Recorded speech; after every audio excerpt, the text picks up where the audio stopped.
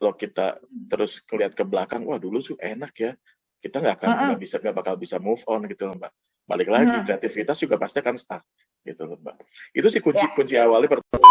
Penasaran kan dengan siapa laki-laki hebat yang di depan kita semua, termasuk di depan saya? Lihat aja nih mata saya, udah berbinar-binar. Jadi wah, bener-bener deh. Mau tahu ya siapa laki-laki hebat ini? Simak baik-baik ya. Jadi beliau ini 10 tahun siaran. Dari seorang penyiar di radio menjadi seorang program director di Radio Light FM namanya. Ya, dan laki-laki satu ini Masya Allah sangat kreatif, sangat talented, tapi humble banget, rendah hati banget, gitu ya. Namanya Dwi Guntur, saya manggilnya Mas Dwi. Siapa beliau? Seorang kreatif content maker dari OCS. Apa itu OCS? Out of Home Solution. Nah, nggak usah lama-lama. Mas Dwi ini lihat deh, matanya sudah berkelip-kelip. Beliau sudah nggak sabar berbagi ilmu dengan saya.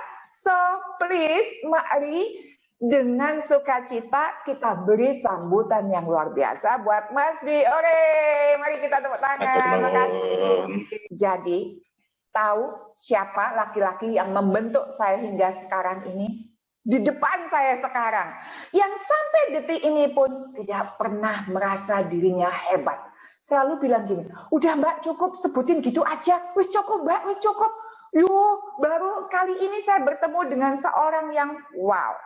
So, nggak lama-lama kita langsung pada pertanyaan ya. Simak baik-baik dan ingat ya teman-teman.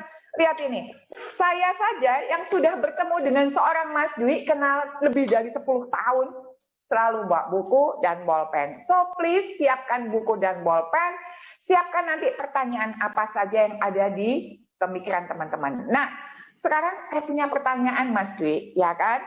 Kan dulu itu merangkak, dulu itu merangkak dari seorang penyiar radio, ya kan? Bahkan 10 tahun, lama banget loh di dunia radio. Yang jadi pertanyaan tuh apa sih Mas menariknya seorang Mas Dwi di dunia radio? Monggo. Baik Mbak, ini matur nuwun, terima kasih teman-teman yang sudah hadir di sini. Mudah-mudahan pertemuan kita di bulan yang baik ini bisa menjadi manfaat buat kita semua, termasuk terutama diri saya ya, bisa bertemu silaturahmi dengan teman-teman semua tentunya. Dan kalau pertanyaannya Mbak tadi tentang radio itu sebenarnya buat saya tuh suatu hal yang cukup unik sih Mbak, karena sebelum nyemplung ke dunia radio itu mungkin dari mulai SD, karena ya anak-anak yang besar di generasi tahun 90-an tuh hiburannya kan terbatas ya Mbak ya. 80-90 itu terbatas, jadi radio itu bisa dikatakan salah satu sumber informasi, sumber hiburan, dan semuanya ada. Dan nyaris biasanya teman-teman seangkatan saya termasuk saya itu nyaris 24 jam tuh radio itu nggak pernah mati. Kita nongkrong di mana tuh radio ada. Jadi radio itu adalah kayak background kehidupan sehari-hari kita. Bahkan kalau di sekolah pada saat itu boleh nyetel radio, kita mau nyetel radio. Kalau buat saya sih, gitu. Nah, dan uniknya dari media pada saat itu, media kan ada surat kabar, ada koran, ada majalah, banyak lah. Dan ada ada interaksi dengan media. Tapi interaksi dengan media yang paling mengena, yang personalize itu, kalau menurut saya sampai dengan saat ini adalah hanya radio. Karena ada satu program di radio yang mungkin sudah cukup tua, tapi itu sangat digemari mungkin hingga hari ini Mbak, yaitu program request. Programnya cukup sederhana, hanya kirim. Kalau zaman dulu Mbak ya, nyebutnya atensi, mengirimkan atensi gitu ya. Belum ada WA, belum ada jauh sekali. Dimana ketika kita harus request ke radio itu effortnya besar karena kita harus membeli kartu pos, nulis, beli perangko, kirim ke kantor pos dan menunggu sampai itu dibacakan. itu perjuangan sekali, dan itu sebenarnya ketika dibacakan, wah itu misalnya dari Mbak Aini untuk siapa, untuk teman-teman di ALC gitu, wah itu kalau orang Jawa bilang tuh bunga tuh, seneng minta ampun. Bahkan kalau diputerin lagu aja itu kayaknya udah senang, walaupun nggak dibacain ya, diputerin lagunya, lagu kita diputerin. Nah, di situ lah istilahnya saya tuh jatuh cinta sama radio. Radio itu terus saja hingga satu ketika ada kesempatan di sebuah radio di daerah Jakarta Selatan, itu dia membuka suatu audisi untuk menjadi penyiar. Wah, saya pikir mana mungkin sih jadi penyiar, sedangkan ketika itu kan penyiar itu kan adalah menjadi trendsetter ya, keren-keren gitu ya, suaranya bagus-bagus dan anak gaul banget lah Mbak gitu loh. Teman saya yang berdua saya itu bilang udah cuek aja sama gua gitu, santai aja ya, kalau nggak dapet ya udah kita pulang lagi kata dia. Ya udahlah itu awal kenapa suka sama radio, jadi terpicu kepengen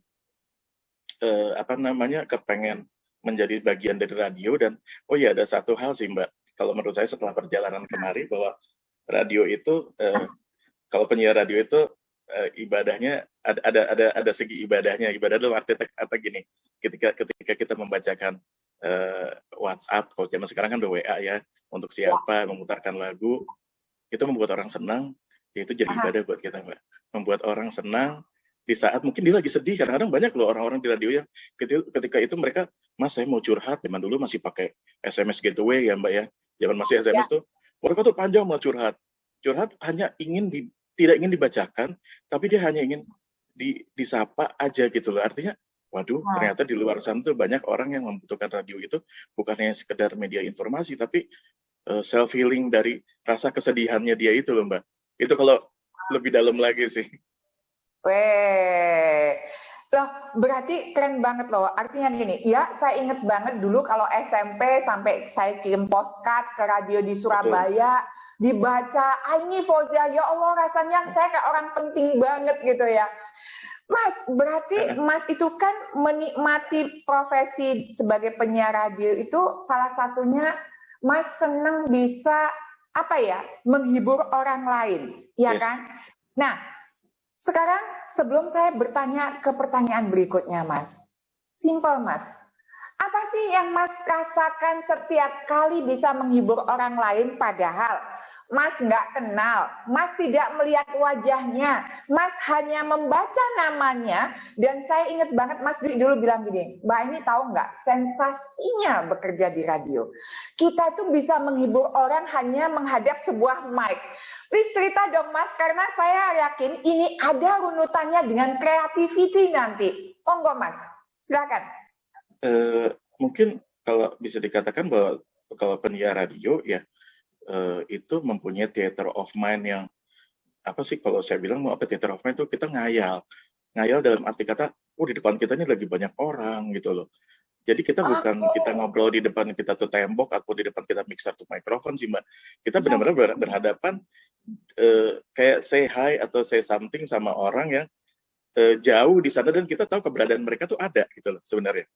Walaupun kita lihat bahwa mungkin kalau radio kan lingkupnya nggak terlalu jauh ya, Jabodetabek, nggak kayak sekarang kan sudah menggunakan streaming bisa sampai ke luar negeri.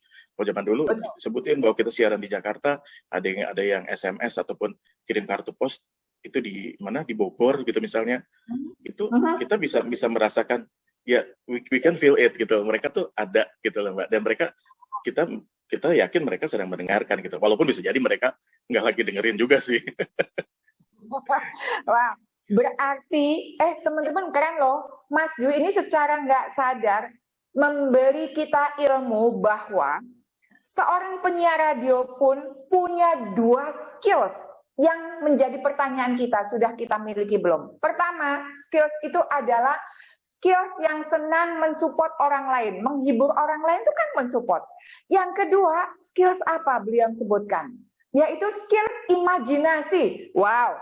Beliau tadi bilang, ya menghadap mic, tapi saya yang ada di bayangan saya itu, depan saya itu para audiens. Keren banget, gitu ya. Nanti mari kita hubungkan. Ada nggak sih semua itu dengan kreativitas Mas Dwi sekarang yang saya yakin kita iri, pengen banget memilikinya. Nah, sekarang saya punya pertanyaan nih Mas Dwi. Saya pengen tahu deh, dan saya yakin teman-teman pengen tahu. Dari seorang program director di Radio Light FM beberapa tahun yang lalu gitu ya, dan sekarang menjadi seorang content creative maker. Yang menjadi pertanyaan adalah, Mas, itu sejalur apa enggak sih? Atau bahkan beda jalur? Monggo cerita. Sebenarnya jalur kalau dibilang jalurnya mungkin ada benang merahnya sih Mbak. Ada benang merahnya. Artinya gini, ketika kami di radio dulu, saya sebagai program director, itu pun sebenarnya kita kan nggak bekerja sendiri ya. Buat kami, buat saya, tim itu adalah keluarga gitu loh. Karena mereka adalah orang-orang yang sebenarnya kalau nggak ada mereka pun saya juga tidak bisa berkreativitas seperti tajam gitu. Karena mungkin kalau kita kan setiap manusia tuh melihat point of view-nya satu sisi ya. Tapi kalau kita ngobrol rame-rame, ada yang dari kanan, ada yang kiri, ada yang dari depan gitu. Walaupun kita ngobrolin dalam satu topik yang sama gitu loh. Menariknya. Nah, begitupun sekarang ketika pekerjaan sekarang saya ini adalah sebagai content creative maker, itu pun sama. Karena di radio pun pekerjaan saya adalah membuat creativity untuk suatu konten ataupun suatu program. Gitu loh.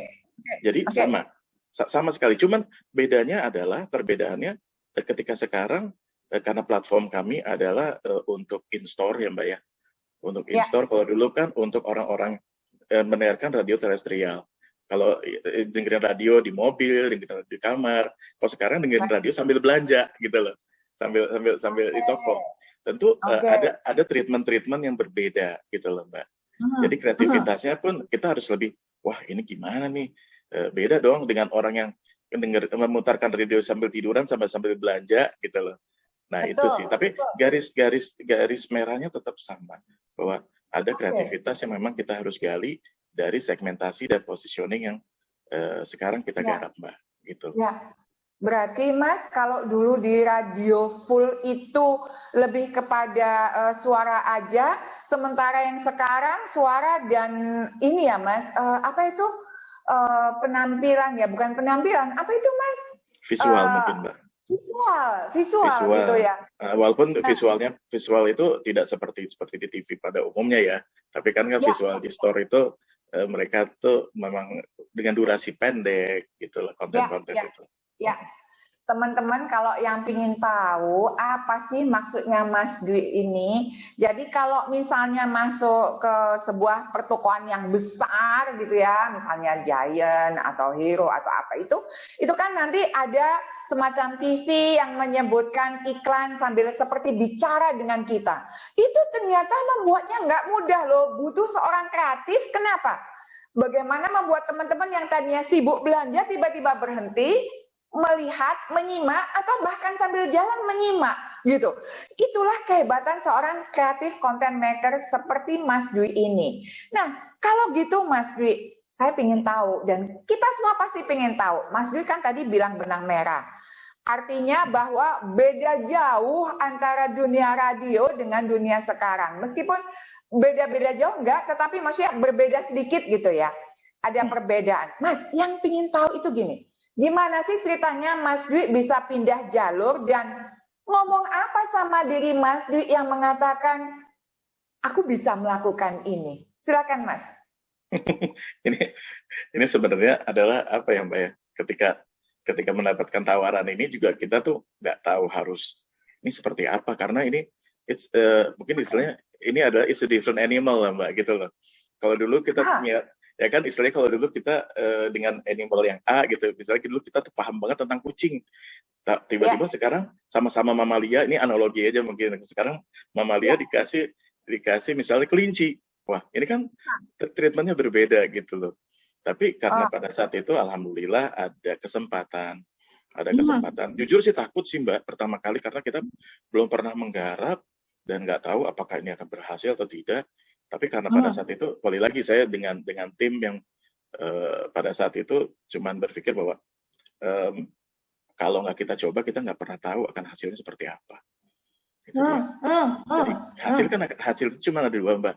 Kalau nggak berhasil ya gagal, tapi jangan sampai gagal, gitu loh. Tapi kalau kita nggak nyoba sama sekali kan, aduh, ntar nyesel ke belakangan, udah kesempatan nggak datang dua kali, gitu loh. Nah, makanya ketika pertama kali kita nyemplung ke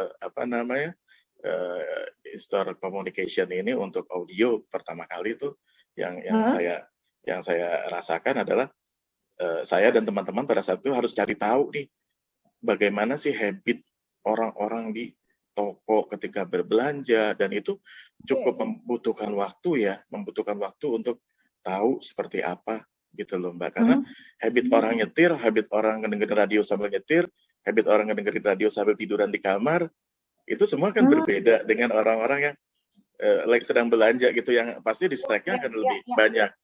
Ya balik lagi sih, kesabaran untuk menggali, cari tahu sampai dengan sekarang pun kita masih lakukan Mbak, gitu loh. Wow. Oke, saya catat nih, Mas dan teman-teman, bentar ya, sabar ya, ingat ya, bawa bolpen dan buku. Jadi di catatan saya, Mas Dwi, Mas Dwi keren banget deh. Kita mulai dari awal lagi ya. Jadi beliau tadi bilang ini, kan tadi pertanyaan saya gini ya teman-teman, Mas Dwi kok bisa sih dari seorang program director kemudian menjadi seorang content creative maker yang itu ya lumayan berbeda dari hanya suara radio menjadi radio visual. Beliau tadi bilang gini, Mbak, kita membayangkan ibarat sebuah binatang aja, beberapa binatang. Kalau saya di radio misalnya saya melihat kucing misalnya, ini kalau misalnya di creative content maker kita berhubungan misalnya dengan sapi atau kambing. Jadi tetap dalam konten misalnya, kalau saya hari ini bertemu Pak Budi, besok ketemu Hisam misalnya, toh sama-sama manusia, tetapi hanya dengan analog. Jadi beliau bermain analog, tidak memisahkan bahwa semuanya itu beda bumi dan langit. Itu pertama. Terus kedua, ternyata untuk masuk ke dunianya ini yang katanya nggak luput dari rasa takut, namanya merintis, tapi ketakutan membawa nikmat. Jadi takutnya Mas Dwi itu bukan hanya diem dan berdoa gitu ya, tapi doa dan maksudnya beliau melakukan banyak hal, yaitu mencari tahu habit orang-orang yang disasar ini apa. Karena tadi disebut Mbak Aini, kalau kita menyasar orang yang habitnya misalnya tidur atau duduk atau berjalan, itu beda. Wow, sampai sedetail itu loh, keren ya, gitu loh. Dan ternyata, kalaupun ternyata karena sasarannya Mas Dwi ini adalah orang-orang yang misalnya konsumen yang berjalan, gimana caranya kita bisa membangun pengaruh kepada konsumen berjalan? Kreatif banget kan? Nah, sekarang jadi yang pingin jadi pertanyaan kita nih Mas, ya kan? Ini kan kesannya nih, Mas Dwi itu kayaknya lancar-lancar aja gitu loh. Oh takut, tapi seolah tiba-tiba langsung dapat jalan keluar. Padahal kan faktanya nggak gitu ya Mas ya? Ya kan? Nggak banget. Kalau gitu please Mas cerita gitu ya. Mas pasti di awal-awal dulu ketemu jalan buntu. Yang jadi pertanyaan Mas, berapa kali Mas menemui jalan buntu pertama? Ya kan? Ini untuk membuka cara pandang teman-teman, nggak ada ceritanya orang itu tiba-tiba lancar seperti jalan tol. Berapa kali nemui jalan buntu dan apa sih yang rasanya gimana saat Mas menemui jalan buntu? Rasanya, monggo Mas. Ini ketika saya sudah di sini atau gimana nih Mbak? Mana aja, di sini sekarang. Ya, mana aja yang bisa Mas bagi buat kita? Balik lagi sih Mbak, ketika kita mendevelop suatu project baru ya. Project baru itu kan ada, bisa dikatakan ada R&D, ada research and development seperti apa sih? Seperti mungkin pada saat itu ya karena memang orangnya juga SDM-nya terbatas, jadi ya yang ngerjain konten kita, yang research juga kita gitu loh. Jadi nggak apa-apa, tapi justru itu menurut kata Mbak saya sepakat bahwa kadang-kadang ini sengsara, iya sih gitu loh. Kita pernah dalam satu hari kita duduk di satu toko gitu, nggak seharian lah, let's say dari siang sampai dengan malam, kita ngelihat, wah ini orang-orang nih habitnya kalau belanja nih seperti apa gitu loh. Kita ngeliatin gitu, ada yang belanja cuma 1-2 barang langsung ke kasir, begitupun dengan tanggal-tanggal yang berbeda sih Mbak, bahwa begitu tanggal 25, wah belanjanya lengkap, ada anak, istri, karena mereka belanja bulanan gitu loh. Jadi memang pada saat itu kita tuh melihat atau penggarap kesulitan tuh memang lumayan sulit ya ketika kita membuat program gitu. Di pertama kali audio kita membuat sebuah komunikasi, sebuah produk gitu. Kita dengerin pas di studio, oh ini keren nih, asik nih, enak nih. Tapi begitu sampai kita dengerin di toko, kok nggak enak ya? Ini orang kalau kayak begini, orang yang lagi belanja akan bilang, ini ngomong apaan sih, ini ada mas-mas ngomong melulu gitu. Yang ada produknya didengerin malah nggak suka. Akhirnya kita bongkar lagi. Pada saat itu sih kita membongkar sebuah produk ini, itu trial and error-nya lumayan berapa kali sih Mbak, gitu loh. Ya kadang-kadang frustasi juga lihat, aduh ini kok nggak dapat juga ya bikin sebuah iklan lah istilahnya yang dari mulai 2 menitan, kemudian mundur ke 1 menitan, mundur lagi ke 15 detik. 15 detik kecepatan orang nggak dengar. Itu jadi semua pada saat itu saya dan teman-teman itu mencoba untuk mendevelop itu semua, tapi alhamdulillah ya kalau kita tidak melewati kebuntuan-kebuntuan seperti tadi, ya paling tidak gini, coba aja dulu, kalau gagal ya kita cari tahu kegagalannya, nanti kita bikin lagi gitu yang baru gitu Mbak. Keren. Saya catat dulu, coba saja dulu, kalau gagal kita cari tahu apa jawabannya. Oke. Nah, sekarang gini berarti. Jadi tadi teman-teman menyimak ya dari Mas Dwi, ternyata untuk membuat sebuah produk, kembali lagi supaya ada bayangan teman-teman, kalau biasanya ke mall itu ya, terutama ke supermarket ya, itu kan kadang ada suara yang di layar televisi, itu yang dilakukan Mas Dwi sebagai creative content maker. Prosesnya tidak tiba-tiba di situ ternyata, proses dulu awal membuat. Jadi ternyata beliau membuat sebuah rekaman yang menurut beliau dan timnya, wow, sudah keren habis. Itu sebelum dipasangkan di lokasi. Jadi ketika dapat ide, bagus, tapi ternyata ketika dipasangkan di toko tersebut, beliau bilang dan timnya, ternyata apa yang menurut beliau dan tim keren, dipasang nggak keren. Artinya dibayangkan dipakai sama user, pakai misalnya bukan dibayangkan pakai user, dibayangkan kalau misalnya ada konsumen, kira-kira konsumen tertarik untuk menyimak apa enggak, beliau melihat nggak tertarik. Nah itu kan seandainya kita melakukannya, ya itu tadi kita merasa kayak dibanting banget seperti kata Mas Dwi. Akhirnya dirubah. Misalnya awalnya membuat 5 menit, mundur 3 menit, mundur berapa detik misalnya. Dan beliau ternyata sempat frustasi. Dan ada satu kata yang menarik teman-teman, ya, khusus teman-teman yang selama ini melakukan dunia baru, yaitu coba saja atau lakukan aja deh. Nah, dilakukan kan seperti tadi Mas Dwi, ternyata gagal. Cari tahu di mana letak gagalnya. Dicoba lagi lah Mas Dwi, melakukan berkali-kali. Jadi kalau teman-teman ngeluh, itu belum apa-apa. Ya Mas Dwi ya. Nah, itu, Mbak. Iya. Nah, terus Mas Dwi, kalau gitu tadi kan Mas Dwi sudah cerita ya momennya, ya kan? Nah, pertama gini Mas Dwi. Setelah Mas Dwi melakukan itu, kan tadi Mas Dwi cerita gini, ada sih Mbak saatnya frustasi. Mari kita gali ke sana Mas Dwi, karena suka nggak suka, setiap diri kita ketika melakukan hal-hal baru, ada momen yang membuat kita frustasi, terutama ketika Mas Dwi ketika dicoba gagal. Kan untuk menjadikan sebuah percobaan jadi itu kan butuh waktu dengan penuh harap yang ternyata gagal. Dan itu membuat Mas Dwi merasa frustasi. Pertanyaannya sederhana sih, karena itu yakin dialami semua orang termasuk saya pribadi. Pertanyaannya, Mas Dwi ngomong apa sama diri Mas Dwi? Terus gimana cara Mas Dwi menghibur diri Mas Dwi? Terus 3 pertanyaan sekaligus ya Mas.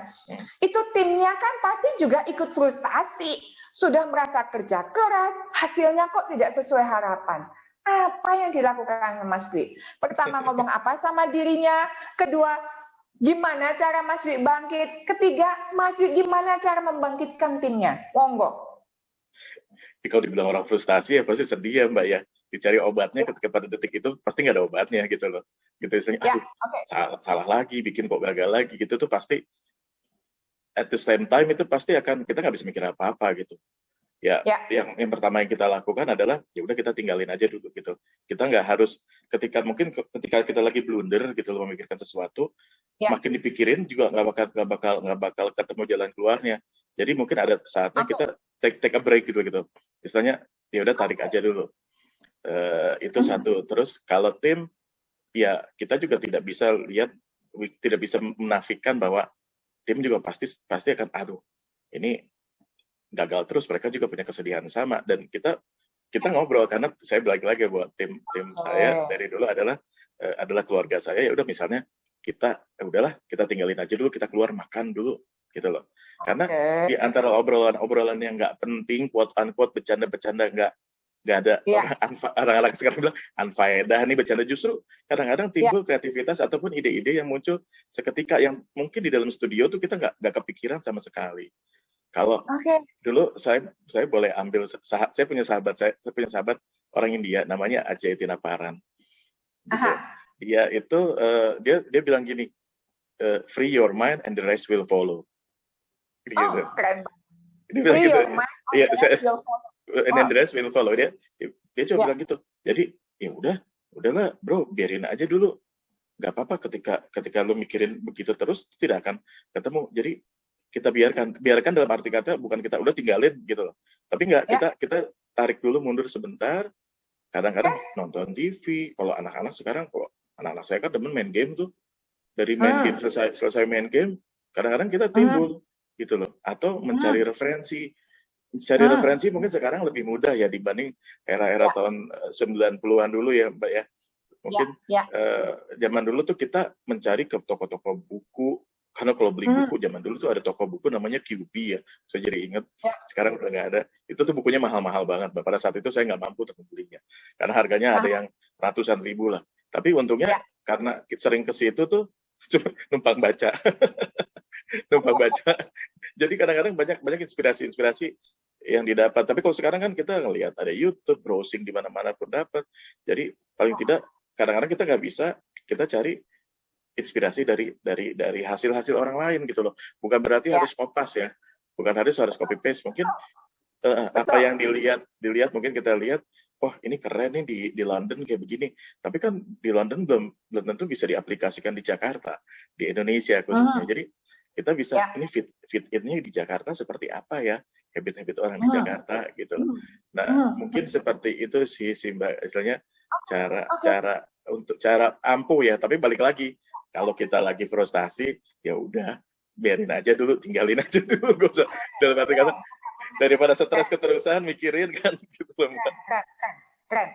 Mas Dwi keren banget. Teman-teman, jadi sekarang kan saya yakin teman-teman join di sini itu pengen tahu banget pertama cara kreatifnya. Tadi kita sudah mulai dapat cara kreatifnya, nanti kita gali lagi Mas Dwi. Yang berikutnya, setelah melakukan apa yang kita inginkan kok mentok, apa yang harus kita lakukan? Itu tadi ya, 3 hal. Catat ya. Ketika kita menemui jalan buntu, mengikuti keinginan kreativitas kita dan ternyata jalannya buntu, 3 hal yang perlu dilakukan menurut nasihat dan pengalaman Mas Dwi. Pertama, mundur dulu selangkah. Mundur dulu selangkah artinya gini, tinggalin aja dulu, nggak usah ngapa-ngapain.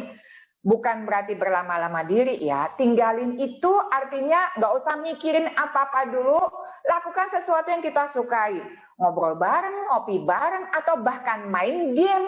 Karena dari hal-hal itu membuat kita break sejenak atas stres atau paniknya kita dalam hal kebuntuan itu. Setelah itu, langkah kedua, ya kan, setelah kita break sejenak, langkah kedua adalah lakukan hal-hal yang membuat kita senang gitu. Lakukan, misalnya tadi mundur sejenak kita ngopi, nikmatin, bener-bener nikmatin, jangan ngopi terus. Kenapa ya kok saya gagal? Aduh kenapa ya kok saya bodoh? Aduh waktu saya habis. No. Kalau kita sudah memutuskan main game aja, nikmatin. Minum kopi, itu ya, nikmati, enjoy. Dan yang ketiga, kan sudah enjoynya jangan lama-lama dong, jangan tenggelam dalam kesenangan terus gitu. Yang ketiga, cari referensi. Referensinya apa? Kalau sekarang teman-teman sudah ada YouTube, wah A to Z gitu ya. Bisa dari YouTube. Kalau dulu Mas Dwi ke toko buku dan tidak harus beli buku, termasuk saya dulu kalau nggak punya duit dulu masa mahasiswa ke toko buku curang, lihat buku yang sudah dibuka dicatat gitu ya. Nah itu yang dilakukan, keren ya. Nah kita sudah dapat banyak ilmu nih, bener kan janji saya Mas Satu ini super banget, tapi selalu rendah hati. Nah Mas Dwi sekarang ya, kalau melihat sejarahnya Mas Dwi itu ya, hobi banget. Heran deh, hobinya itu merintis sebuah pekerjaan, ya. Dari dulu nih, termasuk kan Mas ketika sempat di Berita Satu kalau nggak salah ya, itu kan sempat merintis radio apa itu, nanti silakan Mas cerita. Itu kan merintis itu Mas, dari yang benar-benar nggak ada apa-apa. Untuk beberapa orang yang kreatif, merintis itu asik gitu ya. Tapi yang nanti ingin kita bagi adalah ada teman-teman yang, Bu, ini saya belum kreatif, gimana caranya? Makanya saya menggali Mas di sini. Artinya gini, Mas, apa sih enaknya Mas merintis pekerjaan? Termasuk di OMG, ya kan? Mas juga merintis kan? Gitu loh. Dan sekarang Mas bukan merintis lagi, Mas sekarang sudah di dunianya. Jadi hobinya Mas itu merintis. Pertanyaannya simpel Mas, apa sih Mas? Enaknya itu apa? Emang kan nggak ada petunjuk, mikir sendiri, mentok sendiri, monggo. Ilmunya dibagi buat kita semua. Monggo Mas. Sebenarnya sih kalau dibilang mikir sendiri enggak sih Mbak. Karena buat saya ini kita selalu bekerja dengan tim gitu. Tapi memang ada saat-saat ketika kita bagi tugas gitu. Bagian A si ini, bagian B si ini, itu kita harus berpikir keras. Dibilang enak apa enggak? Kalau dibilang enggak enak ya enggak enak ya. Karena kita nggak punya acuan, nggak punya seperti apa kan? Mungkin seperti yang tadi sempat saya bilang bahwa mungkin ada bisnis yang sama di luar sana atau di bagian negara lain, tapi kan apakah itu fit in dengan yang ada di Indonesia? Apa itu fit in dengan ada di Jakarta, mungkin kita di Bandung atau di mana gitu loh. Nah itulah istilahnya enak atau tidak. Kalau dibilang hobi, nggak tahu ya Mbak, saya nggak merasa ini sebagai hobi, tapi memang sudah garisnya Allah sudah memberikan seperti ini. Jadi balik lagi ketika ada kesempatan ya sudah. Kan seperti yang saya tadi sempat bilang bahwa ya kalau nggak dicoba ya kita mana tahu gitu loh. Balik lagi sih Mbak. Iya, dan tadi Mbak sempat bilang mungkin ada teman-teman yang merasa kok saya nggak kreatif. Sesungguhnya setiap orang itu pasti kreatif sih Mbak. Setiap orang dilahirkan punya kreativitas sendiri-sendiri. Mungkin dulu saya juga tinggal kita membuka kunci kreativitasnya itu. Karena pada dasarnya kadang-kadang kita sering, misalnya hal yang simpel aja ketika kita ingin menulis sesuatu gitu loh. Tulis aja gitu loh Mbak. Tulis aja apa gitu. Kadang-kadang dulu juga saya pernah ngalamin, baru satu paragraf udah dihilangin gitu. Ini kayak nggak enak nih intronya nih, pembukaannya gini, tulis lagi balik. Yang lama-lama kita satu lembar pun tidak selesai nulisnya. Hasil. Jadi alangkah baiknya kalau saya sih dulu ya udah tulis aja apa yang ada di kepala kita. Nanti setelah selesai kita baca lagi dari awal, kita edit lagi, kira-kira ini kurang pas, tiba-tiba ada ide yang lain lagi, kita masukin lagi ke situ gitu. Begitupun dengan pertanyaan Mbak tadi tentang merintis, artinya mulai aja dulu, kita coba aja dulu gitu loh. Kita nggak pernah tahu hasilnya seperti apa. Jadi namanya orang belajar masak ya Mbak, goreng telur aja pasti pernah gosong kan. Nggak mungkin tiba-tiba goreng telur bagus. Begitupun sekarang banyak tutorial cara menggoreng telur yang bagus di YouTube gitu ya. Tetap aja mungkin kalau saya yang masaknya pas-pasan suruh goreng telur ya gorengnya angus-angus juga, apinya kegedean. Itu analogi sih Mbak, kayak gitu loh. Tapi paling tidak kita sudah mencoba untuk menggoreng telur, itu sebuah analoginya. Begitupun dengan sebuah project-project ataupun perintisan-perintisan pekerjaan baru gitu. Paham. Jadi kalau menurut pengalaman Mas Dwi, ya kan, kok merintisnya beliau tuh berkali-kali merintis dan berhasil ya. Pengertian merintis ini berhasil ya, gitu loh. Ternyata jawabannya sangat sederhana dan sangat rendah hati. Ya, emang adanya itu kita rintis. Pertama. Kedua, kan ditanya tadi, Mas namanya merintis itu kan nggak ada acuan. Ternyata justru ketika nggak ada acuan itu Mas Dwi tumbuh kreativitasnya. Jadi teman-teman kalau misalnya ada pekerjaan diberi proyek untuk merintis, ya kan, terima aja gitu loh. Jangan menolak, jangan bilang gini, guideline-nya mana Bu? Petunjuknya mana Bu? Hidup itu tidak harus ada petunjuk yang baku. Mas, aku pingin gali Mas Dwi gitu ya. Karena kan gini loh Mas, maksudnya gini Mas. Maksud bahwa kalau ada kesempatan merintis tuh terima aja, jangan ditolak. Dan saya pingin mengajak teman-teman merasakan nikmatnya naik roller coaster saat merintis, gitu ya Mas. Kita gali ke dalam situ ya, karena Mas Dwi itu super duper keren gitu loh. Mas cerita dong gitu ya, ketika awal Mas Dwi merintis ya, jelas nggak ada acuan. Pertama kali yang sederhana banget, Mas Dwi itu ngomong apa sama diri Mas sebelum dengan tim yang lain? Nggak ada acuan, silakan Mas. Ngomong apa ya Mbak ya? Ya mungkin ketika kesempatan datang pertama gitu loh. Kesempatan datang dan segala macam faktor itu mendukung, walaupun saya nggak tahu ke depannya kadang-kadang bisa dikatakan gelap gitu loh. Ke depannya ini berhasil atau tidak. Yang ya kalau saya sih bicara bahwa sesuatu yang dimulai dengan niat baik gitu loh. Sesuatu ini kan buat kebaikan ya istilahnya, bukan pekerjaan yang kriminal ataupun kejahatan. Buat sesuatu yang dimulai dengan baik, iya kan, niat dengan baik, ya insya Allah, ya kalau bahasa orang-orang tuh semesta mendukung, wah keren banget ya. Gitu kan, terlalu keren sih kalau ini saya minjem bahasa banyak orang berdua, semesta mendukung, iya sih, pasti Mbak, yang tadi kita gak kepikiran, along the way ke jalan tuh, ternyata bisa gini ya, ternyata bisa gini ya, bahkan kadang-kadang ada teman-teman yang juga memberikan support juga, kenapa nggak gini? Kita dapat insight itu bukan hanya dari diri kita sendiri, dari banyak orang gitu loh, dari banyak orang yang mungkin tidak terlibat di proyek itu, gitu. Kita, gue lagi ngerjain kayak gini, kenapa nggak kayak gini? Misalnya kita lagi ngerjain proyek apa namanya install pertama kali dulu, bagaimana sih komunikasi sama ibu-ibu, sedangkan saya bapak-bapak, bagaimana saya memahami self experience seorang ibu-ibu, yang kita ngobrol dengan ibu-ibu yang mereka tuh punya needs, kebutuhan belanja dengan uangnya mungkin punya limit, ya kan? Belanja seperti apa, susu seperti apa, sedangkan dia ingin memberikan terbaik ya. Satu-satunya cara saya nggak bisa tebak-tebakan, ngobrol dengan si ibu itulah, teman-teman saya yang punya jadi ibu-ibu. Ya. Berarti cerita dari Mas Dwi ini teman-teman ya.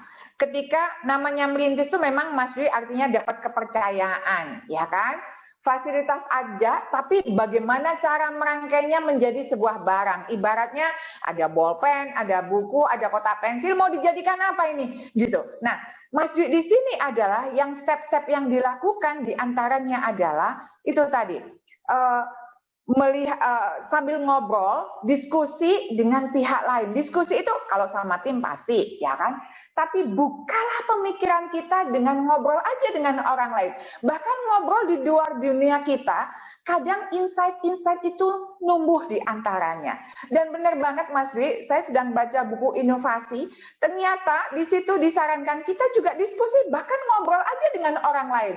Misalnya di kafe kayak, di warung kayak, tiba-tiba dari obrolan itu ada klik yang membuka pintu kita yang, oh kita bisa melakukan ini. Mas, please deh share gitu ya. Mas Dwi ini kan bisa jadi Mas Dwi nggak ngerasa kreatif, tapi di mata saya, di masa teman-teman kreatif banget. Pertama, saya mau flashback dulu gitu ya.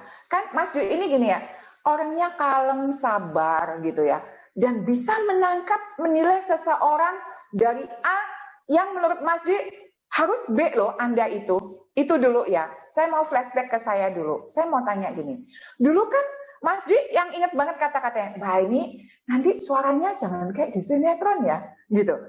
Dan apa yang membuat Mas Dwi, gitu ya, membuat Mas Dwi menyarankan saya, dan saya ingat banget, bah ini udah ngobrol sehari-hari aja tentang diri Mas Dwi. Apa yang membuat seorang Mas Dwi itu bisa melihat talent seseorang, menjadikan orang itu kreatif, dan saya saat itu merasa sangat tidak kreatif. Gimana Mas bisa seperti itu? Monggo. Tapi sebelumnya saya minta maaf atas kejadian berapa tahun ataupun 10 tahun yang lalu Mbak, kalau misalnya menyinggung. Ya, enggak. Tapi it's okay. Istilahnya itu membuat saya senang. Intinya sih karena pada saat itu kami, ya saya juga kan memang bekerja di industri kreatif audio, di radio ya. Jadi memang terbiasa sehari-hari mendengar artikulasi, intonasi. Jadi memang ya apa ya, kalau orang Jawa bilang tuh kulino ya Mbak ya, tiap hari mendengar jadi kebiasaan gitu.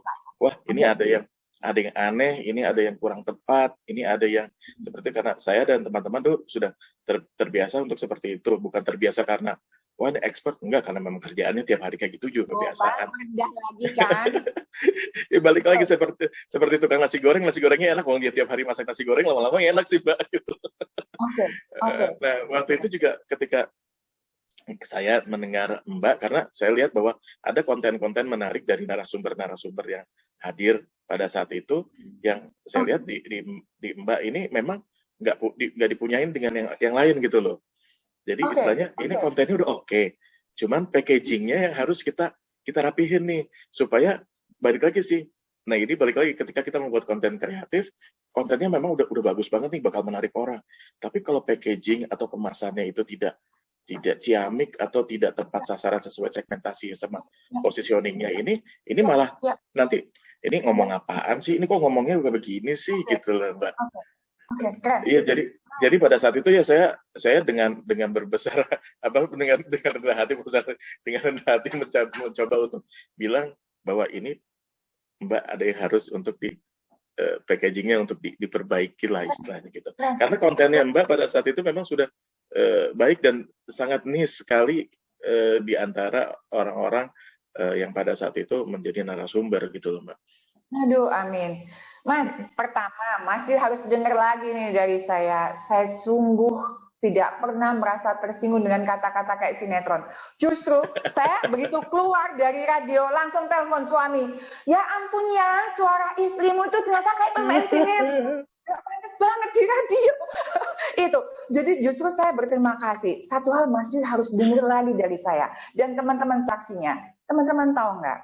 Acara ini, webinar talk show, adalah bagian dari ide Mas Dwi waktu itu yang ngajak saya, Mbak, waktunya Mbak ini buat podcast. You are very inspiration person that I admire you very much. Mas itu sumber inspirasi saya dan lihat saya if I'm bullshit. Mas adalah sumber inspirasi saya yang sangat amat rendah hati dari dulu sampai sekarang. Jadi teman-teman, maksudnya Mas Dwi ini adalah gini. Artinya dulu suara saya kaku banget, kalau ngomong di radio itu kaku, kayak jadi namanya motivator gimana sih, kan kaku ya gitu loh. Dan beliau bilang gini, Mbak Aini wes jadi dirinya sendiri aja, bahas aja menurut Mbak Aini nyaman. Dan inget ya, emang kata Mas Dwi enteng, ringan, bahas aja menurut Mbak Aini nyaman. Ini yang mau saya bagi teman-teman. Pada saat itu saya bingung, yang nyaman apa? Dan saya ngotot loh sama Mas Dwi. Mas Dwi, yang nyaman ya leadership. Saya kan leadership, saya ngotot banget. Tapi Mas Dwi itu keluaran, bilang gini, ya Mbak, tapi di sini radio keluarga, Mbak silakan bicara tentang keluarga. Yang mau saya bagi kepada teman-teman adalah, menurut saya pribadi, pengalaman saya. Rahasia untuk menjadi kreatif salah satunya adalah jadilah pendengar yang baik.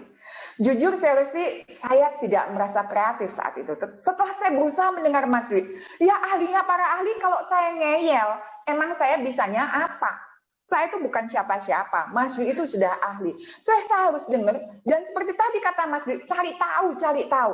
Kemudian saya lihat motivator-motivator yang lain seperti apa. Dan seperti Mas Dwi, harus jadi dirinya sendiri. Dan ternyata ketika saya jadi dirinya sendiri, ternyata inilah guru saya, teman-teman. Itu maksud saya.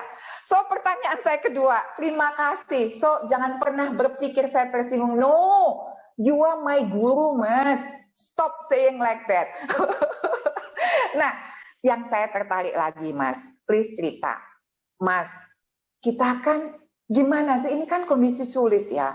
Corona kayak gini nih ya kan. Yeah.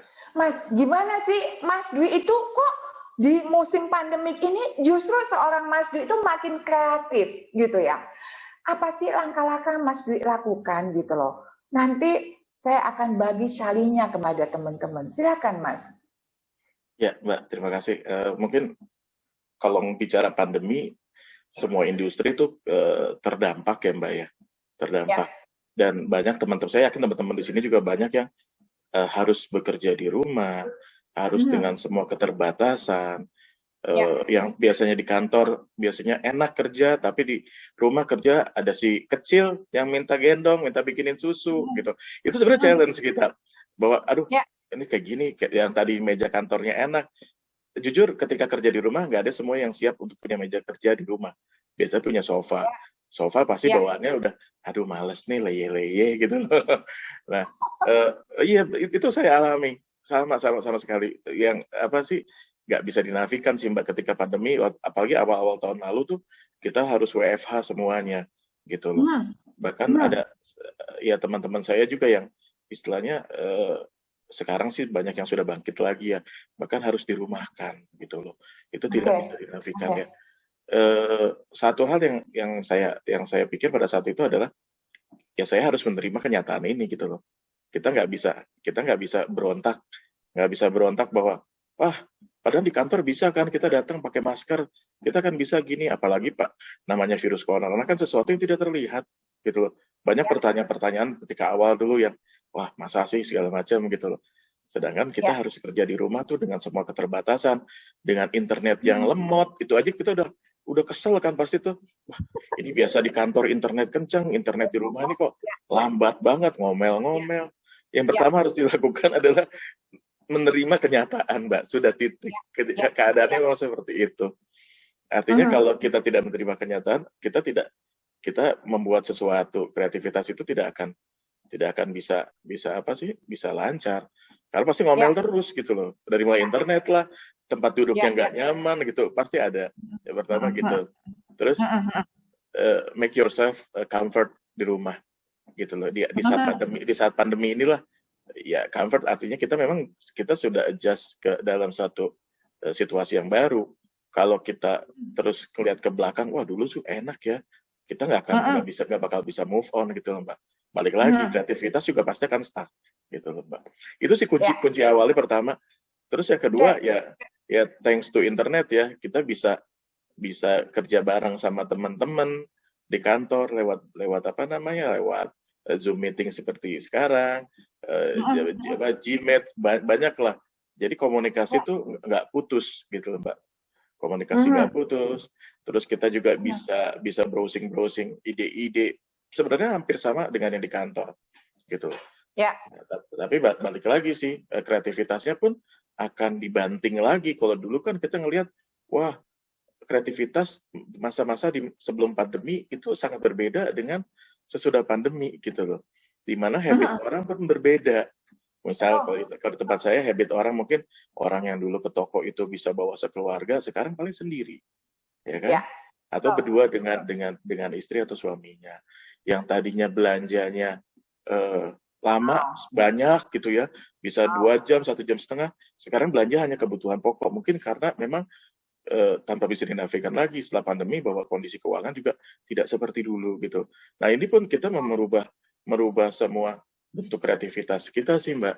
Bagaimana kita artinya memposisikan kepada mereka sebagai orang-orang yang penikmat hasil output kreatif kita gitu loh. Jadi kalau kita Oke. memposisikan kita di diri sendiri, kita nggak bisa nih orang yang akan menerima output kita nih akan seperti apa gitu Mbak. Oh, wow. Itu. Ini saya nyatet terus loh. Ngelirik ini sambil nyatet terus, Mas Dwi. Yang nanti saya mau bagi ke teman-teman. Gila, keren banget. Teman-teman, banyak loh. Tadi kan pertanyaannya gini ya. Bagaimana seorang Mas Dwi itu tetap bisa berpikir kreatif di kondisi sulit? Karena apa? Tadinya sebelum pandemi kerjanya kan bisa face to face, kemudian survei ke lapangan, dan habit konsumen di supermarket itu sebelum pandemik itu sudah lama seperti itu dan tiba-tiba shifting berubah ke pandemik. Itu kan ingat ya, seperti kata Mas Dwi, pekerjaan beliau salah satunya adalah mengamati kebutuhan dan habitnya konsumen. Sehingga ternyata rahasia untuk rahasia untuk kreatif, berpikir kreatif di kondisi sulit itu ada 3 hal. Ya, pertama, terima setiap keterbatasan gitu. Jadi jangan ngeluh. Ayo ngaku siapa di antara teman-teman yang hobinya ngeluh. Wah ini nggak ada ini nih. Wah nggak kurang ini nih. Aduh bisa kalau ada ini nih. Itu ciri-ciri Sama, alasan. sebenarnya sama sih Mbak. Saya juga kadang manusia suka keluh juga kadang-kadang, karena kesel juga gitu. Itu ngedon. Itu kan yang buat kita awal-awalnya seperti itu. Tapi kita semua pasti ngalamin. Termasuk saya pribadi. Tapi ingat langsung. kata-kata Mas Dwi, terima setiap keterbatasan. Oke, internet lemot dan sebagainya, terima itu. Yang kedua, ya kan, kalau sudah menerima keterbatasan, buat diri kita senyaman mungkin. Adanya apa di rumah?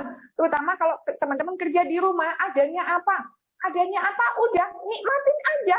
Lakukan yang terbaik. Dan yang ketiga, selalu komunikasi, bangun komunikasi. Jadi untuk kreatif itu nggak bisa kerja sendiri. Dari tadi Mas Dwi selalu bilang, saya selalu bicara sama tim saya. Dari tim. Menunjukkan untuk menjadi kreatif nggak bisa hidup sendiri. Harus ngobrol, discuss.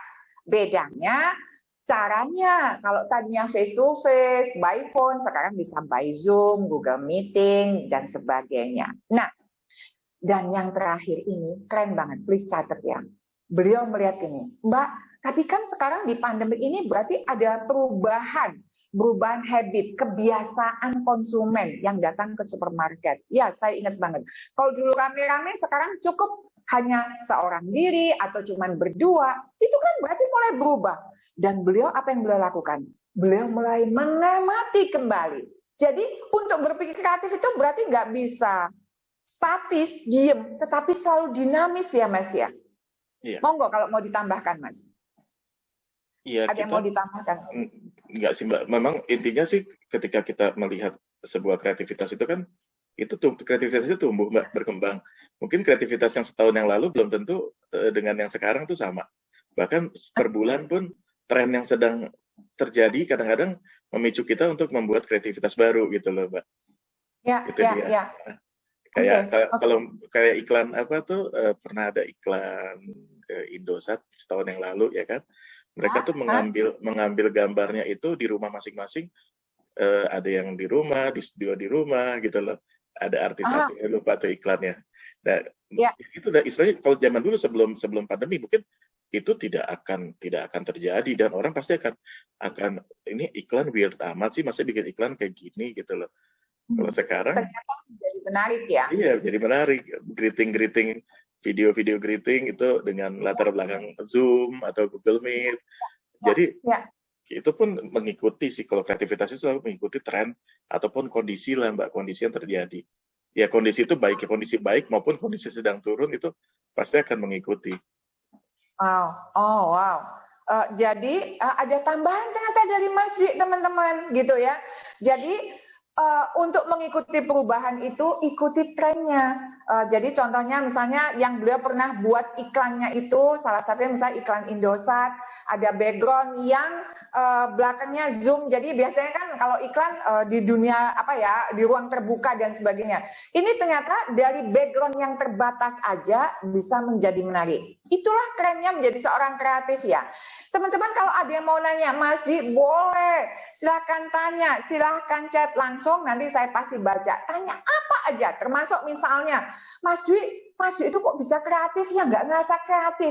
Yang saya ini ngerasa buntu, gimana toh? Silakan, nggak usah malu, rugi kalau malu. Nggih Mas Dwi, nggih.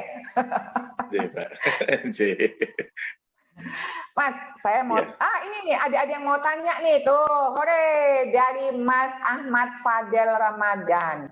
Beliau nanya gini, Mas. Saya ingin bertanya, Mas Dwi, bentar. Oke. Jadi ini pertanyaannya. Ya, apa yang membuat Mas Dwi itu senang dalam bidang content maker ini? Dan apakah untuk menjadi seorang content maker itu sulit? Dan apa tips cara menjadi seorang konten kreatif atau maker yang hebat? Monggo Mas Dwi. Terima kasih Mas Ahmad Fadel ya. Ini saya nggak hebat-hebat banget loh Mas. Masih banyak yang lebih hebat dari saya. Merendah. Intinya segini Mas, pertanyaan Mas bahwa kenapa senang dalam bidang content maker ini, karena balik lagi sih, kalau dulu kan ada istilahnya apa, love what you do and do what you love, ya kan itu ya Mbak ya, itu istilahnya. Tapi walaupun itu kedengarannya klise, tapi memang yes indeed, memang benar kita menyukai. Mungkin kalau kita nggak suka untuk menjadi content maker, jangan dikerjain. Misalnya saya lebih suka menjadi seorang chef ya udah jadilah seorang chef gitu loh. Tapi kalau saya katanya saya senang dalam bidang ini, ya karena saya menikmati setiap prosesnya intinya sih Mbak. Dari mulai menulis dengan ngobrol, pertama kali mungkin ketika membuat konten itu adalah ngobrol dengan tim gitu masing-masing. Terus kita masing-masing bawa tulisan-tulisan catatan-catatan kecil, terus mau dibikin apakah konten ini. Itu aja kadang-kadang jokes-jokes yang terjadi, ketawa-tawa, ngumpul bareng itu sesuatu yang membuat saya senang gitu. Walaupun sekarang ngumpulnya lewat Zoom meeting ya, ngobrolin tentang sebuah konten nggak seperti dulu. Mungkin itu ya Mas Ahmad Fadil ya, bahwa saya senang ya karena memang prosesnya itu menyenangkan. Walaupun kadang-kadang prosesnya itu senang tapi capek. Misalnya kita harus syuting gitu. Saya sama tim itu untuk membuat suatu misalnya membuat sebuah profile gitu, dari mulai mungkin datang ke sebuah toko, dari mulai belum buka sampai toko itu mau tutup bareng. Orang-orang aja kerja di toko 2 shift, kita tuh 1 shift dari pagi gitu. Tapi itu kita menikmati sekali gitu loh. Terus dan apakah menjadi seorang creative maker itu sulit atau enggak? Ya pasti kalau kesulitan itu pasti ada, ketemu sih ya, gampang dan sulit itu relatif sih Mas. Sulit artinya tidak ada yang semuanya lancar, pasti kita ada kesulitan, tapi selama kita tenang, kita bisa discuss dengan tim, kesulitan itu pasti ada jalan keluarnya lah, nggak mungkin nggak ada. Walaupun kadang-kadang caranya berbeda-beda. Terus ada apa nih, tips menjadi konten kreatif maker yang hebat. Saya ngelihat kalau di YouTube ya, kalau saya mungkin zaman dulu tuh kalau ada YouTuber pengen, kalau tahun 90 ada YouTube, saya mau jadi YouTuber, Mbak. Karena sekarang hanya dengan handphone aja orang tuh bisa membuat resep masakan. Misalnya teman-teman di sini ada yang jago banget masak gitu ya, beli tripod di Tokopedia atau di mana gitu ya, taruhlah di situ dengan lighting outdoor, kita tuh bisa membuat konten sendiri gitu loh. Jadi, yang penting adalah konsepnya kita tulis dengan rapi, jangan takut salah, jelek, bener apa enggak, jalanin aja. Selama niatnya baik mah pasti ada yang suka atau nggak suka, itu relatif, pasti ada gitu loh. Tapi kalau kita balik lagi, kalau kita nggak mulai pasti akan terhambat terus gitu loh. Itu semangat. Tuh gimana Mas Fadil, seneng ya udah langsung dapat jawaban dari ahlinya. Sekarang ada banyak yang nanya loh Mas Sore, keren banget, manfaatin mumpung ada Mas Dwi, ini orangnya sibuk banget soalnya. Ini dari Mbak Sani. Belaga sibuk Mbak, sebenarnya enggak. Oh kan, merendah lagi kan, apa saya bilang, Mas Dwi orangnya sangat rendah hati. Pertanyaan dari Mbak Salisa Fatwa gini, Mas saya ingin bertanya, bagaimana kita mempertahankan dalam bidang kita yang kita geluti, dan apa tipsnya supaya ketika kita jenuh itu sudah nggak jenuh lagi tetapi tetap kreatif? Monggo Mas. Oke, Mbak Salisa Fatwa, terima kasih. Untuk jenuh, jujur saya juga pernah jenuh. Setiap orang pernah jenuh. Mbak Aini juga pasti pernah jenuh kan ya? Itu manusiawi banget. Jangan lari bahwa ini orang kayaknya enjoy terus. Nggak mungkin lah Mbak. Mungkin seorang apa ya, mungkin seorang public figure, kalau kita lihat ya, wah ini keren nih, hidupnya enak, dia syuting sana sini, pasti pernah jenuh juga. Pasti yang harus kita lihat adalah bagaimana mengatasi jenuhnya itu. Makanya kan kalau kita kerja di sebuah institusi tuh ada namanya cuti. Kadang-kadang kan orang suka lihat cuti itu tuh, cuti ini ada kebutuhan acara keluarga, ya mungkin boleh sih Mbak ya. Mungkin ada baiknya ambil cuti, mau cuti ngapain? Di rumah aja. Atau pengen jalan, atau hobi, mungkin ada teman-teman yang hobi motret, pengen motret kemana nggak tahu, atau backpacking sendirian, atau naik gunung sendirian. Nah itu sebenarnya adalah pembunuh dari rasa jenuh itu sih Mbak, salah satunya Mbak Salisa. Jadi ya mungkin kita harus pergi keluar sebentar, balik lagi ke sana gitu loh. Jadi maksudnya punya me time ya Mas Dwi ya. Me time itu ya me time lah, itu benar banget sih Mbak. Terus mempertahankan dalam bidang yang kita geluti, dan bagaimana itu mempertahankan bidang yang kita geluti, ya sebenarnya kalau tadi saya bilang, Mbak Aini bilang bahwa bidang saya sempat berpindah beberapa kali sih gitu loh. Tapi memang ada hal yang memang kita senengin. Pokoknya intinya dimanapun kita ada, kalau kita seneng, kita jalanin sih Mbak. Tapi kalau nggak seneng, jangan dijalanin. Kita buang-buang waktu dalam hidup gitu loh Mbak. Cari yang kita seneng gitu loh. Keren, keren. Ini ada pendapat dari Pak Winarno bilang gini, luar biasa dengan prinsip terima apa adanya. Tapi untuk ikhlas menerima kondisi seperti itu terasa sulit. Kira-kira apa yang bisa disarankan untuk dapat menerima ikhlas apa adanya, Mas Dwi? Pak Winarno sepakat Pak, susah Pak. Oke, menerima apa sih? Nerimo itu waduh angel Pak, bener saya juga kadang ngeliat, aduh, karena komplain pasti kan saya bilang Mbak ini juga tadi, wah saya kadang-kadang komplain di rumah, internet tiba-tiba putus, mau lagi ngedownload materi tiba-tiba lemot gitu ya kan, ngupload nggak jadi, itu aja udah menjadi, aduh susah, terus tiba-tiba kuota habis ya kan, gajian masih jauh, kasar kan gitu. Tapi memang menerima itu ya memang kalau dulu pernah ada dengar, ini bukan kata saya ya, saya dengar ada tausiah di satu tausiah sih Mbak, bahwa ilmu yang paling mahal itu adalah ilmu ikhlas. Wah bener susah Mbak, ilmu ikhlas itu susah. Saya sampai sekarang Pak Win masih tetap belajar kok, masih belajar untuk ikhlas. Kadang-kadang yang nesu ya, orang Jawa bilang itu nesu tuh masih ya. Tapi ya kalau kita terus-terusan, misalnya pagi kita ngomel, terus kalau kita ngomel seharian juga mungkin kerjaan kita nggak jadi-jadi. Ya sudahlah, kita kerjakan dengan yang ada, yang mungkin yang bisa dikerjakan dalam satu hari, harusnya kalau di kantor, ya jadi mau nggak mau akan lebih panjang, bisa, waduh besok baru jadi nih. Tapi memang that's the truth gitu, kenyataannya memang seperti itu sih Mbak gitu loh, ya sudah. Ya, proses Pak Win, maksudnya aja. Sama betul, pasti meningkat kok Pak Win. Jadi Pak Win nggak sendiri, kita semua termasuk saya. Mas, ya Allah banyak banget pertanyaannya, keren nggak sih? Karena teman-teman merasa ada gurunya. Nih dari Mbak Kiki ya, terima kasih atas materinya yang luar biasa untuk Mas Dwi, sama-sama Mbak. Saya sudah memulai untuk menulis sebuah artikel di blog saya, mulai dari cerpen, cara memelihara ternak, bahkan review film atau drama. Tapi saya mulai merasa kok isi blog saya berantakan dan tidak fokus. Bagaimana sih Mas tipsnya untuk menentukan satu topik yang ditekuni, kemudian saya bukan merupakan orang yang sabar gitu. Sehingga kadang ketika membuat konten saya kurang maksimal. Karena kurang riset, bagaimana Mas caranya? Satu, merasa kontennya amburadul. Tapi beliau produktif ya, ini di mata beliau sendiri. Satu, kok bukan amburadul ya, maksudnya belum fokus, warna-warni lah gitu ya. Terus gimana caranya mengatasi sikapnya beliau yang nggak sabaran ini, sehingga beliau sadar kontennya kurang riset. Monggo Mas. Mbak Kiki, ini keren loh Mbak, saya jadi ingat beberapa tahun yang lalu, punya apa namanya, blognya itu udah nggak ada, namanya Multiply. Mungkin kalau teman-teman tahu ada Multiply itu tahun berapa ya, awal 2000 lah. Itu banyak banget orang nulis di situ ya, karena itu bebas, orang mau nulis apapun sesuai dengan keinginannya.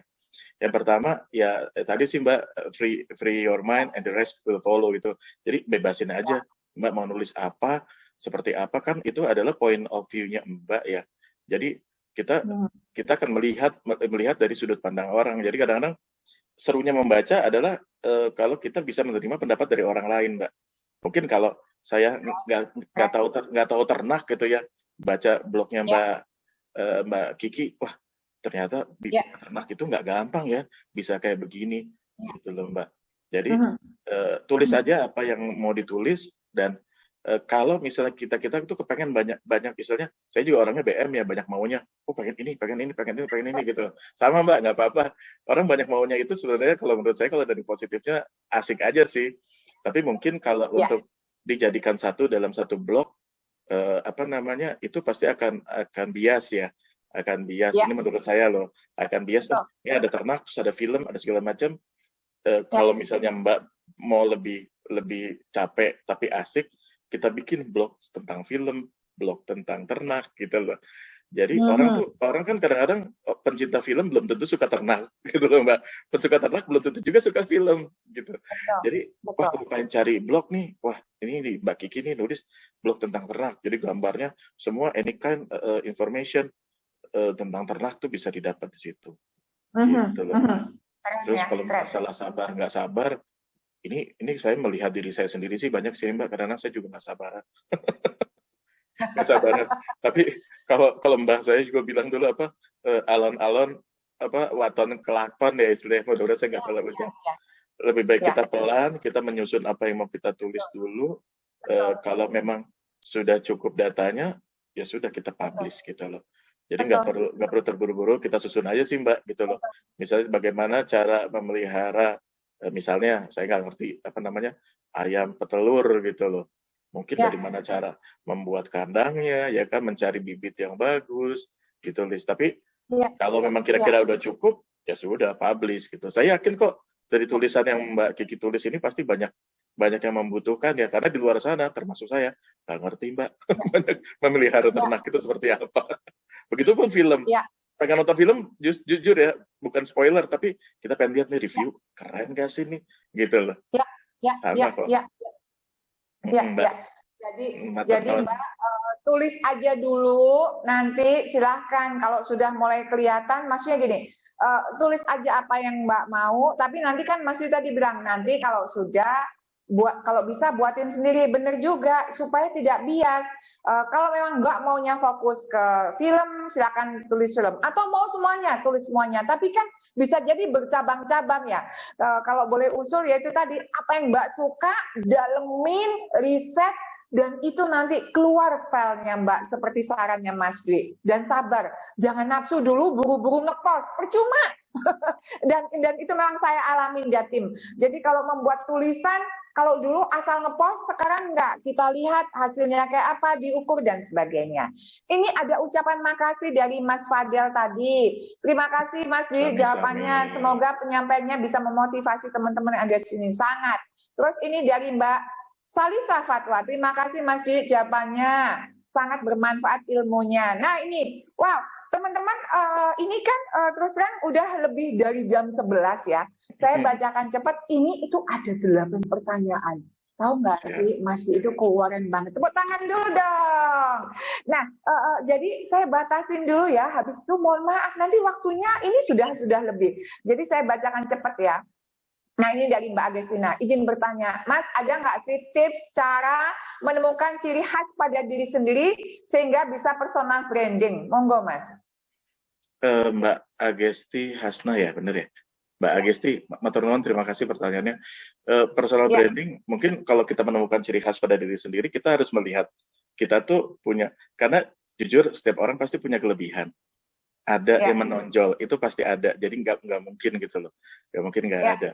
Dan kita cara mencari tahunya adalah apa sih yang kita rasa nih, misalnya gue jago banget di bidang A gitu loh, gue jago banget di bidang B, misalnya di antara teman-teman yang make up-nya paling keren, paling bagus, nggak apa-apa, misalnya walaupun tidak ditonjolkan ataupun misalnya kalau kita ngomong di depan orang-orang kan jadinya ria ya Mbak, tapi kalau kita merasa bahwa kok make up-ku lebih bagus daripada si ini, tapi bukan berarti itu, arti kita tahu bahwa kita punya kelebihan di situ. Kita punya kelebihan, kita punya apa namanya, punya aset sendiri dalam diri sendiri. Nah, disitulah kita bisa membranding diri sendiri, personal branding, menemukan ciri khas dari diri sendiri. Apa sih kita tuh kayak banyak sekarang, saya tuh salut sama komika gitu ya, yang bisa ngelucu di depan orang. Itu sebenarnya zaman dulu tuh kalau kita lagi nongkrong, itu setiap orang yang nongkrong itu anak-anak tahun 90-an ya mungkin sekarang itu adalah komika, karena pasti masing-masing kita mengeluarkan apa cerita-cerita lucu dan teman-teman ketawa, itu kayaknya sangat gembira sekali Mbak gitu. Dan itu kan nggak setiap orang punya. Mungkin itu salah satunya sih Mbak, untuk menemukan diri sendiri aset atau ciri khas diri sendiri ya, kita lihat kita sendiri, karena kalau ditanya sama orang kelebihan kita apa, mungkin orang akan jawab beda, tapi kita ngerasa enggak kok, gue biasa aja di sini gitu loh. Ya. Itu sih. Mudah-mudahan saya nggak salah jawab ya Mbak ya. Pak Gesti, terima kasih. Benar kata Mas Dwi. Jadi kalau kita kesulitan teman-teman, benar kata Mas Dwi. Kenali apa yang kuat dari kita. Seperti simpel tadi kata Mas Dwi, kalau kita suka make up dan ternyata cara bermake up kita lebih keren daripada orang lain, itu berarti silahkan membranding, misalnya buat blog tentang make up, review, dan buat YouTube dan sebagainya. Itu kalau nggak salah ya Mas Dwi ya, maksudnya ke sana ya? Iya, betul Mbak. Betul. Oke. Bagi teman-teman yang lain, ini ada ucapan makasih dari Mbak Kiki, baik. Ucapan makasih dari Mbak Afrina, makasih. Ini ada info dari Mbak Siva, makasih Siva udah diingetin. Halo teman-teman, katanya jangan lupa yang mau sertifikat, khusus yang mau sertifikat ya, yang enggak, it's okay. Yang mau sertifikat silakan isi Google Form yang sudah dikasih di sini, gitu kan? Screenshot, share di IG. Tag Aini Fauzia, sebutkan poin-poin apa yang didapat, sertifikat akan dikirim lengkap dengan nama teman-teman 7 hari. Ini kan ada ucapan makasih dari Pak Winarno, gitu. Makasih Pak Mas Wi. Terima kasih sama-sama Pak Win. Terus ini jawaban dari Mbak Agesti, baik Mas, makasih banget atas jawabannya. Mbak Agesti juga terima kasih. Sama-sama. Teman-teman, Mas Dwi keluaran banget. Ngerasa nggak sih kita udah jam 11 lebih loh. Mas Dwi super keren. Thank you banget. Teman-teman, ayo kita tepuk tangan semua buat Mas Dwi dong. Nah, matur nuwun teman-teman semua Mbak ini. Sama-sama. Kami yang makasih. Teman-teman boleh dinyalakan videonya. Di-unmute semua silakan. Boleh banget. Silakan di-unmute. Sapa guru kita hari ini. Silakan di-unmute semua. Monggo. Silakan Siva. Assalamualaikum untuk teman-teman semua. Saya nggak nyebutin satu. Waalaikumsalam warahmatullahi wabarakatuh. Silakan Siva. Oke. Ini ambil sekarang ya fotonya. Ya. Satu, senyum 1, 2, 3. Lagi. 1, 2, 3.